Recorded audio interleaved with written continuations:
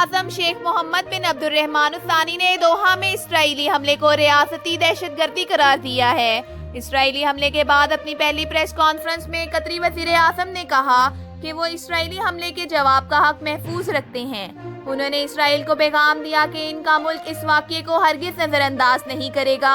قطر کے وزیر اعظم شیخ محمد نے کہا کہ وہ محض بیانات اور مذمتوں سے آگے بڑھ کر رد عمل دینے کے تمام ذرائع بروئے کار لا رہے ہیں اور اس سلسلے میں ایک قانونی ٹیم بھی تشکیل دی جا رہی ہے تاکہ اسرائیل کو جواب دہ ٹھہرایا جا سکے۔ انہوں نے کہا کہ ہمارا یقین ہے کہ آج ہم ایک فیصلہ کن موڑ پر پہنچ گئے ہیں اور ایسے بربریت پر مشتمل اقدامات کے خلاف پورے خطے سے جواب آنا چاہیے۔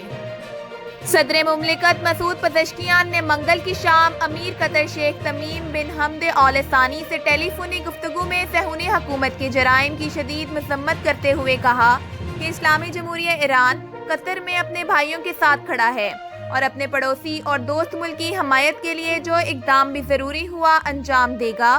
صدر مملکت نے اس بات کا ذکر کرتے ہوئے کہ صہیونی حکومت کسی بھی مسلمہ بین الاقوامی اصول و ضوابط کی پابندی نہیں ہے اور کسی بھی بین الاقوامی اصول و قانون کا احترام نہیں کرتی۔ کہا کہ صہیونی حکومت کا یہ رویہ پوری طرح امریکہ کی حمایت سے انجام پا رہا ہے۔ پزشکیان نے کہا کہ صہیونی حکومت نے اپنی سیکیورٹی کے دفاع و تحفظ کے نام پر پورے علاقے میں امن و استحکام کو درہم برہم کر کے رکھ دیا ہے اور کسی بھی جرم کا ارتکاب کرنے سے گریز نہیں کرتی۔ پاکستان میں وزارت منصوبہ بندی کمیشن نے حالیہ سیلاب کے باعث ملک میں ہونے والے نقصانات کی ابتدائی رپورٹ جاری کر دی ہے۔ رپورٹ میں بتایا گیا ہے کہ منصوبہ بندی کمیشن معاشی نقصانات کا جائزہ لینے کے لیے 2 ہفتوں میں حتمی نتائج تیار کرے گا۔ تاہم ابھی تک کے موصولہ اعداد و شمار کے مطابق ملک بھر میں سیلاب کے باعث مجموعی طور پر 863 اموات اور 1147 افراد زخمی ہوئے ہیں۔ 6200 لائف سٹاک کا نقصان ہو چکا ہے، 672 کلومیٹر سڑکیں ناکارہ ہو چکی ہیں اور 239 پل ٹوٹ پھوٹ کا شکار ہوئے ہیں، جبکہ 9166 گھروں کو نقصان پہنچا ہے۔ نیپال کے دارالحکومت کھٹمنڈو میں پرتشدد مظاہرے جاری ہیں۔ مظاہرین نے نیپال کے مستعفی وزیر اعظم کے پی شرما اولی کے ذاتی مکان اور پارلیمنٹ کی عمارت کو آگ لگا دی ہے۔ میڈیا کے مطابق پرتشدد ہنگاموں کے بعد نیپال کے وزیر اعظم کے پی شرما اولی کے اپنے عہدے سے استعفیٰ دینے سے ملک نئی سیاسی غیر یقینی صورتحال سے دوچار ہو گیا ہے۔ مظاہرین نے نیپال کے سابق وزیر اعظم شیر بہادر اور ان کے اہل خانہ کو بھی تشدد کا نشانہ بنایا ہے، جبکہ نیپال کے وزیر خزانہ پر بھی شدید تشدد کیا گیا ہے۔ کھٹمنڈو میں مظاہرین نے پارلیمنٹ ہاؤس اور سپریم کورٹ سمیت متعدد سرکاری عمارتوں کو بھی نظر آتش کر دیا ہے۔ دارالحکومت میں کرفیو کے باوجود احتجاج کے دوران ہلاکتوں کی تعداد 21 ہو گئی، جبکہ 350 سے زیادہ افراد زخمی ہوئے ہیں۔ وزیر اعلیٰ پنجاب مریم نواز نے جلال پور پیروالا کے سیلاب سے متاثرہ علاقوں کا دورہ کیا اور سیلاب متاثرین میں امدادی چیک تقسیم کیے۔ جلال پور پیروالا کے سیلاب سے متاثرہ علاقوں میں وزیر اعلیٰ پنجاب مریم نواز نے ریسکیو اور ریلیف کارروائیوں کا جائزہ بھی لیا۔ اس موقع پر انہوں نے سیلاب متاثرین سے گفتگو کرتے ہوئے کہا کہ اللہ تعالیٰ مشکل میں ہماری اور آپ کی مدد کرے۔ وزیر اعلیٰ پنجاب مریم نواز نے کہا کہ مشکل کی گھڑی میں حکومت آپ کے ساتھ ہے۔ انہوں نے یہ بھی کہا کہ مریم اورنگزیب جلال پور پیروالا میں رہ کر سیلاب متاثرین کے معاملات دیکھیں گی۔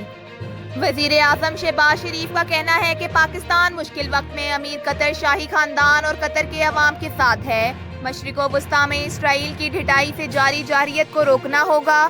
دوحہ میں وزیر اعظم شہباز شریف کی امیر قطر شیخ تمیم بن حمد الثانی سے ملاقات ہوئی، جس میں وزیر اعظم شہباز شریف نے دوحہ پر اسرائیلی حملے کی شدید مذمت کی۔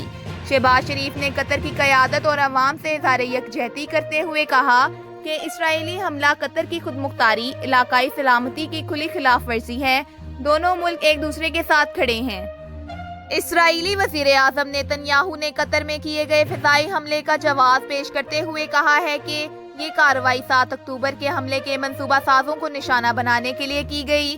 نیتن یاہو نے 9/11 کی برسی کے موقع پر ویڈیو پیغام میں کہا کہ جس طرح امریکہ نے القاعدہ کے تعاقب میں پاکستان میں اسامہ بن لادن کو ہلاک کیا تھا، اسی طرح اسرائیل بھی دہشت گردوں کا پیچھا کرے گا، چاہے وہ بیرون ملک ہی کیوں نہ ہوں۔ قطر میں حملے پر عالمی برادری کے شدید رد عمل پر نیتن یاہو نے کہا اب کئی ممالک اسرائیل کی مذمت کر رہے ہیں، انہیں شرم آنی چاہیے۔ امریکہ کے ہاتھوں اسامہ بن لادن کے مارے جانے کے بعد انہوں نے کیا کیا تھا؟ کیا انہوں نے یہ کہا تھا کہ افغانستان یا پاکستان کے ساتھ بہت برا ہوا؟ نہیں، بلکہ انہوں نے تالیاں بجائیں۔ ان ممالک کو انہی اصولوں پر قائم رہنے اور ان پر عمل پیرا ہونے پر اسرائیل کی تعریف کرنی چاہیے۔ نیتن یاہو نے قطر اور دیگر ممالک کو خبردار کرتے ہوئے یہ بھی کہا، میں قطر اور دہشت گردوں کو پناہ دینے والے تمام ممالک سے کہتا ہوں کہ یا تو انہیں اپنے ملک سے نکال دیں یا پھر انصاف کے کٹہرے میں لائیں، کیونکہ اگر آپ ایسا نہیں کریں گے تو ہم کریں گے۔